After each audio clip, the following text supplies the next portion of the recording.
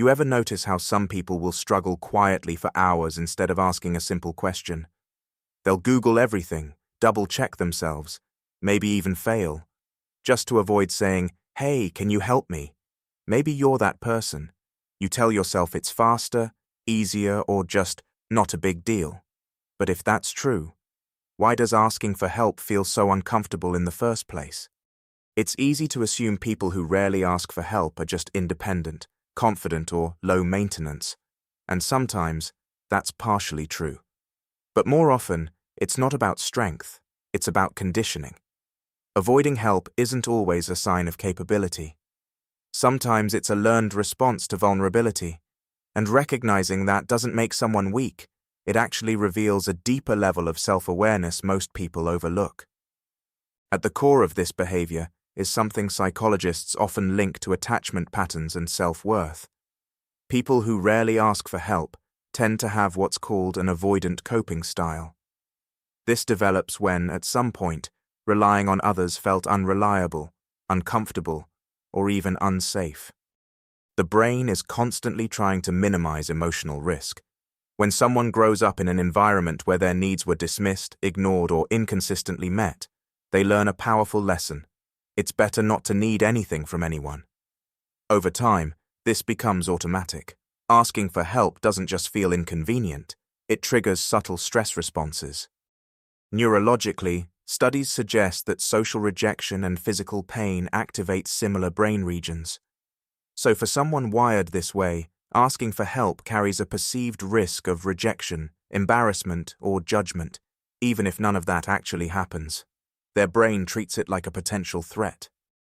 There's also a strong link to self-perception.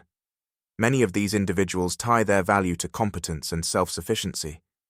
If they can handle everything alone, they feel worthy. If they need help, it can feel like failure, even when it's completely normal. Ironically, this creates a loop. The less they ask for help, the more they rely on themselves. The more they rely on themselves, the harder it becomes to break that pattern. Over time, independence stops being a choice and starts becoming a default defense mechanism.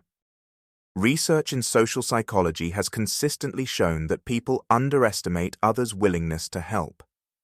In one well-known study, participants predicted that strangers would refuse simple requests far more often than they actually did. In reality, most people agreed to help at surprisingly high rates. Another concept, known as the liking gap, reveals that people tend to believe others judge them more harshly than they actually do. This feeds directly into the hesitation around asking for help. People assume they'll be seen as incompetent, when in fact asking can make them appear more relatable and human. There's also evidence from workplace studies showing that employees who ask for help appropriately are often perceived as more engaged and collaborative, not less capable. Leaders, in particular, are encouraged to model this behavior because it builds trust and psychological safety within teams. Historically, even highly accomplished individuals, from scientists to entrepreneurs, relied heavily on collaboration and support networks. The idea of the completely self-made person is more myth than reality. Behind most success stories is a network of people who were asked for help at the right time. Picture this. You're stuck on something, maybe a task at work, a decision, or even something small like assembling furniture. You pause, consider asking someone, then immediately think, "No, I'll figure it out." Hours pass. You get frustrated, maybe even exhausted, but you keep going. Now imagine someone nearby who would have gladly helped in 5 minutes. Not only that, they would have enjoyed being asked. But in your mind, asking felt heavier than struggling. Or think about a friend who always says, "I'm fine," even when it's obvious they're overwhelmed. They're not trying to push people away. They just don't know how to let people in without feeling exposed.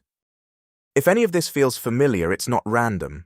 It's a pattern your brain learned for a reason. In contrast, people who comfortably ask for help tend to view support as a resource, not a risk. They don't equate needing assistance with weakness. They see it as efficient and human. Society often praises extreme independence, but at the same time, It thrives on collaboration. The difference isn't capability, it's perception. One group sees connection as strength, while the other has learned to see it as vulnerability. If you rarely ask for help, it doesn't mean something is wrong with you. It means you adapted. At some point, handling things alone felt safer or more reliable. And that adaptation likely helped you in ways you don't even realize. But you're allowed to update that pattern. Asking for help doesn't erase your independence, it expands it. It gives you options, support, and connection. You don't have to swing to the other extreme overnight. Even small steps, like asking one simple question, can start to shift how it feels.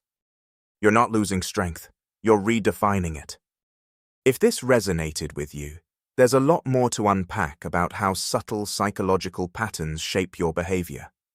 Stick around, because next, we're diving into the hidden habits of people who overthink everything, and how it quietly affects their decisions every day.